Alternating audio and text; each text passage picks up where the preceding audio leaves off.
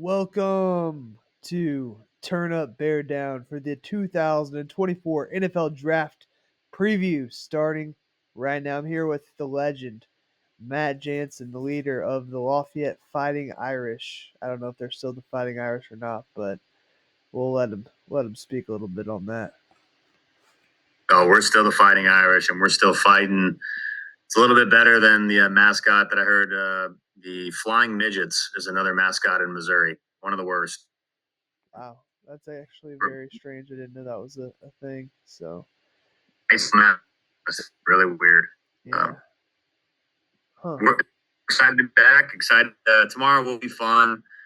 I definitely have some PTSD from some certain pay I won't name, but yeah, looking forward to having a really good day one because that's really where a lot of our value is going to come is in day one.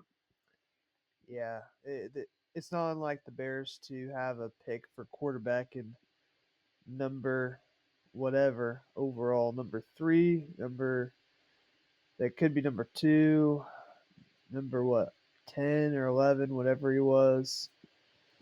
On and on and on. Basically, every quarterback we ever drafted. So hopefully, we will get that figured out tomorrow. Let's talk about the Bears picks. Picks are number one, number nine, number 75, and number 122. So only four picks for the Bears, but with that, they do have two in the top 10, which really has been talked about so much since the season ended. And it almost like I kind of forgot about it after a while. I was like, yeah, I know we have one, I know we have nine, but obviously everybody's assuming we're going to take Caleb with one. When they traded Fields, we were for sure going to take a quarterback. So, what are you feeling about the draft picks? Only having four of them. Any thoughts on how we get more? Yeah, I mean, honestly, it's unfortunate that it's a different class because I feel like most classes, and even look to last year, man, there was so much buzz around having the first pick, and I feel like this year, I don't think that the Bears truly have gotten a lot of attention on that. I don't think they've fielded a lot of calls, and that's unfortunate because I think there is a stigma on Caleb Williams. I think he's super talented. I think he could be a really good quarterback. I do. He's got the skills and he's got some other things that I do think, as far as the mental game and being pro ready. But it feels like, yeah, we kind of got it because I saw something the other day where it was like basically what we got back for Bryce Young was what DJ Moore, Tariq Stevenson. We like I don't remember everybody, but we pretty much flipped right from getting Bryce Young into like 4 or 5 starters for us and good caliber from guys we've acquired or drafted. And it just feels like we should be able to do that again. Like let's go ahead and circle the wagons again and let's do that to acquire more picks. But looking at this roster, it's young. There's it's a proven young defense that seems like it's hungry to build on. And again, I just because after that third round pick, you got a fourth round, and like I said, we just really have to capitalize on both our first round picks. We cannot miss on either one of them. We can miss on the third or the fourth, but we just can't. We can't be drafting Adam Shaheen ninth overall tomorrow. Absolutely. I'm fired up. I'm ready to roll. I can't wait for it to be about 6 o'clock, even though you can honestly watch this all day. Turn on the TV and just let it roll and let them talk about the Bears for an entire hour, but then they'll actually probably not talk about them because they'll say, we know that Caleb Williams is going to go number one overall. We don't really need to talk about the Bears, but they're definitely going to talk about our pick at nine overall. And do you think we trade down? Some people even said we might trade up from nine up higher to steal like Marvin Harrison Jr. I don't really want to trade up from nine. I'd rather trade down personally. So There, obviously yeah. pick Sorry, Scott. whoever at one, and then pick whoever at nine. And man, two top 10 picks. I feel like we're in the best draft potential maybe ever for a team to really improve their franchise. The only person that I think would be what I think would be worth it to go trade up would be for Marvin Harrison. I think he's a can't miss prospect. So again, I think it would be bizarre to see him slip past 4. But for some reason, if it happens, which I don't imagine it would, that would be a guy that I think would absolutely, you would trade, the ninth and probably either a second or maybe you know what I'm saying? You would trade probably a second from next year or maybe a third or whatever. I don't think you'd have to give two firsts up, but he would be the guy that I think absolutely Ryan Poles would try and go and pull the trigger on. But I mean, I do think this is a really deep receiver class, and I think he'll probably be gone by the time we pick nine. I can imagine Malik Neighbors, or we'll pretty much get the pick of the litter that we want if we're trying to go receiver with that pick. So yeah, I mean, like I said, I think they're going to probably stand pat unless Marvin Harrison is around, and if so, please let's go get him. He's a generational. He truly could change our. He could change Caleb Williams or our quarterback's future, and he could change the projection of our offense. So I'm all for staying aggressive because Ryan Poles has been aggressive. Let's continue to do that. I think it's going to prove. I think it's going to work out in the end if we stay with that formula.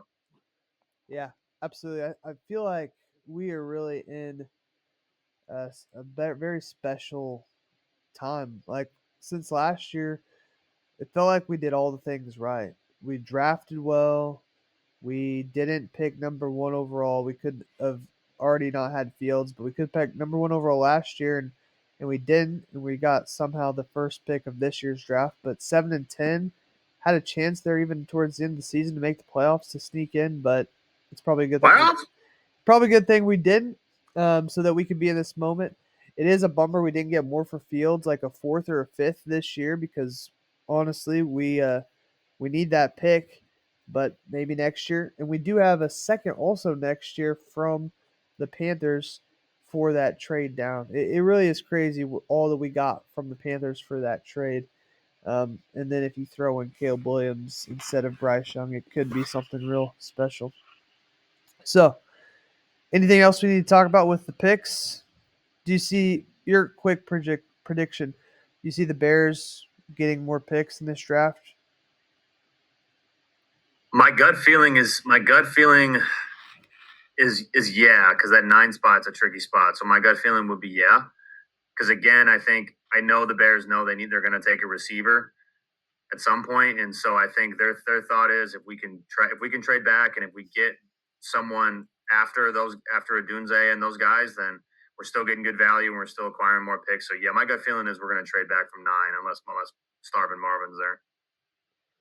Yeah, it should be exciting. I don't think he will be there, to be honest with you. Too many teams that are going to want to take a wide receiver that will really change their franchise. So, let's talk about some players to watch. You might not like all these guys, but here's for sure some guys I'm predicting that we're going to get one or two of these players. So, I think it's pretty much set in stone that the Bears are going to get Caleb Williams. I am totally fine with it at this point. There was a world where I wanted to keep Justin Fields, but that bridge has already been burned, and there's no going back now. I like Rome Odunze from what I've seen. I like Malik Neighbors. Dallas Turner is a defensive end out of Alabama. I would be disappointed, honestly, if we went offensive tackle um, with Joe Alt or whomever at number 9, and also Jared Verse out of Florida State, defensive end. So I'm fine with any of these guys. Obviously, like I'd like to have two of them would be the goal, and the fact that Rome Odunze, who they say is like a number 6 overall prospect, could fall to us at number 9, and you compare him with Caleb Williams, having both on a rookie contract, Keenan Allen, DJ Moore, Rome Odunze. That sounds like a pretty good wide receiver room. Doesn't even matter who's the quarterback in the team at that point. So who do you like from this list? I didn't go deep enough into the draft.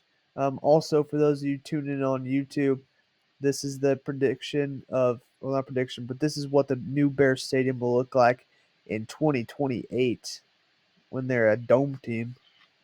Is it a dome? Is it confirmed it's a dome? It's gonna look like this. So Retractable? it's not, it doesn't look retractable. It looks like it's that fancy like um dome, but it has the whatever they have in like SoFi Stadium and some The of the lighting? others. Yeah.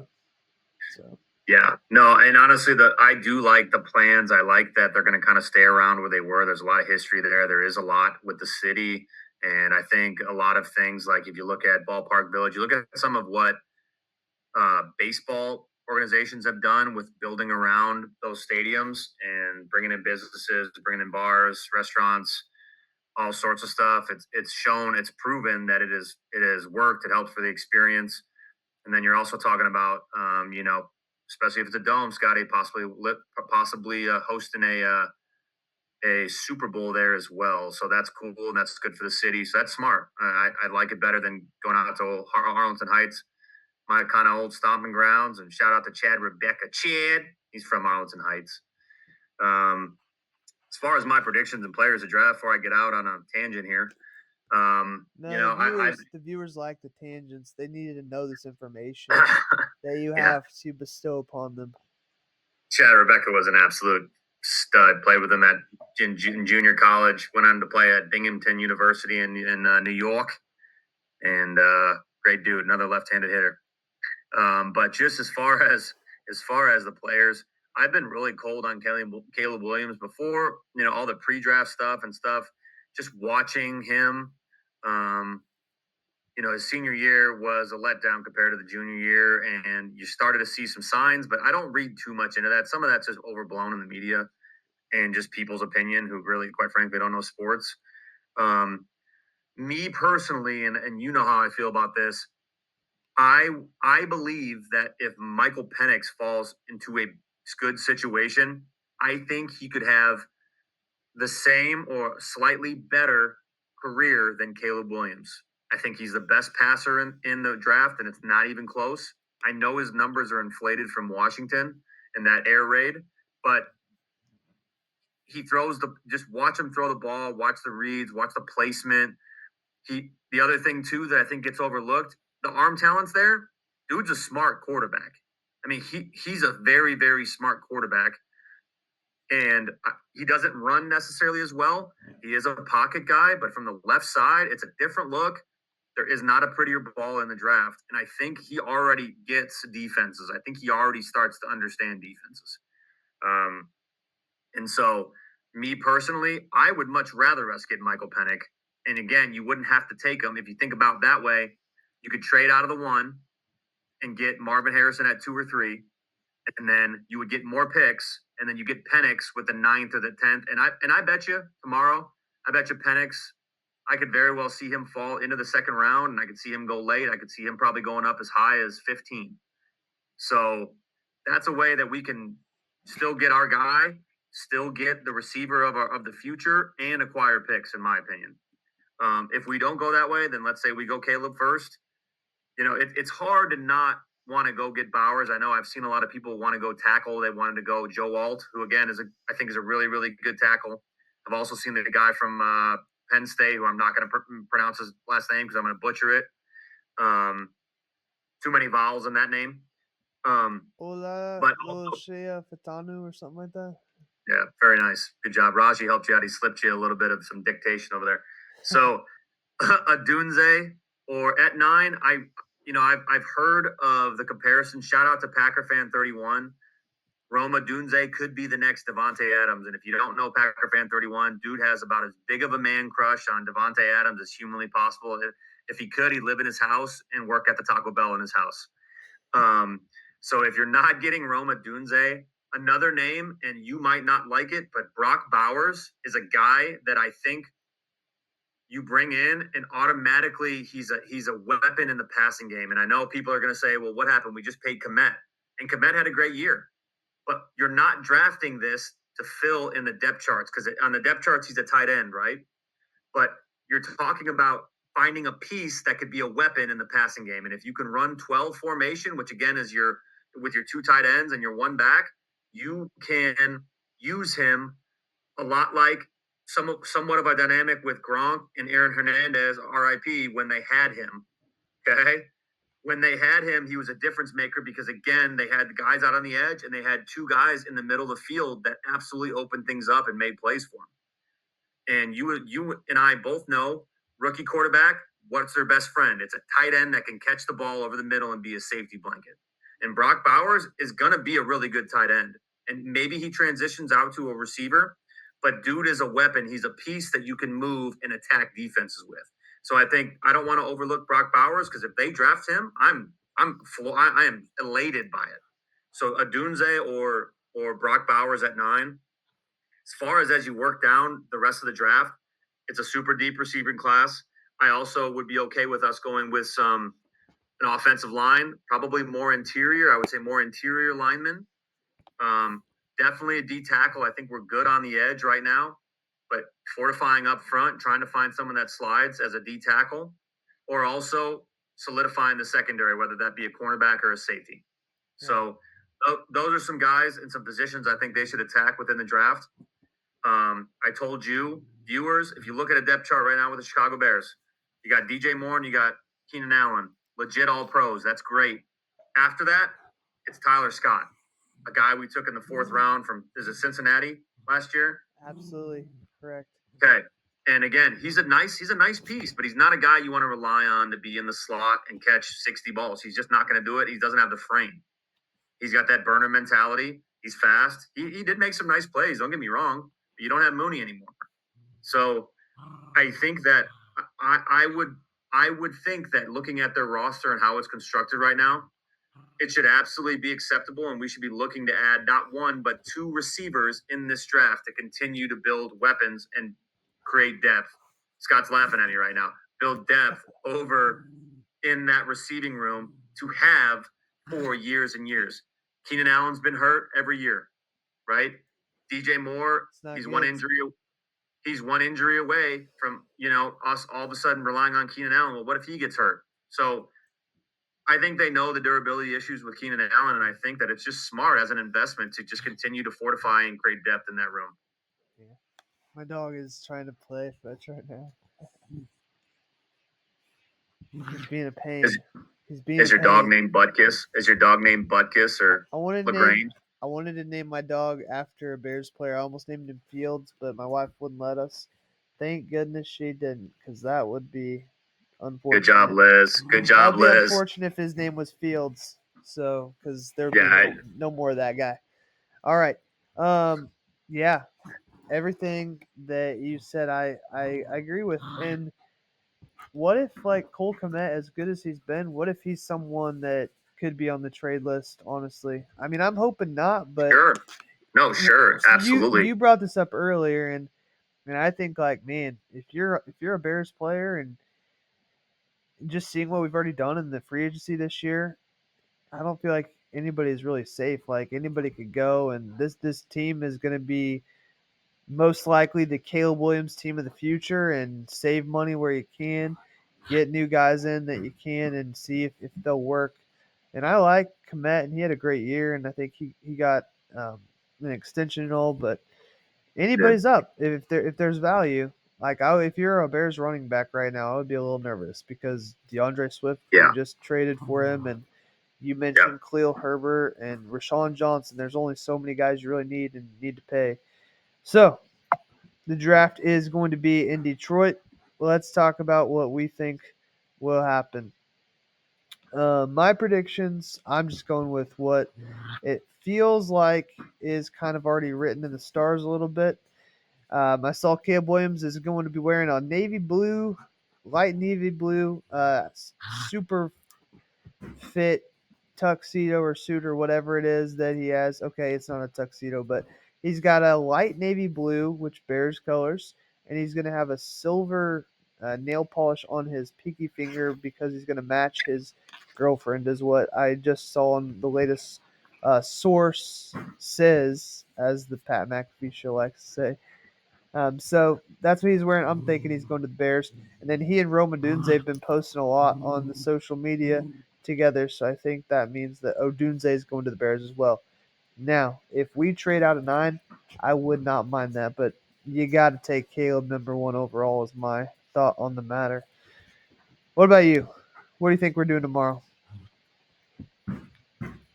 I mean, like I said, I think what's been weird is that like look at in past years, and maybe you take last year out of the equation, but there has been years where organizations have kind of said it without saying that they're going to go take their guy, and like Ryan Poles refuses to do it, and I know it's probably a little cat and mouse, but it just feels like he's I don't know. It feels like he's got one toe in and one toe out right now. Who knows what's going to transpire over the next 24 hours? But yeah, it does feel like it's probably going to be Caleb. But again, I do think we're going to trade out at 9. I think if I bet you they have their 5 guys or whatever that if they're at 9, maybe they go. If they don't, then they trade out. That's probably a likely strategy for them. So and then from there, you know, Ryan Poles has a pretty good history of finding, and I will even say previous regimes. Look at Phil Emery, look at Ryan Pace.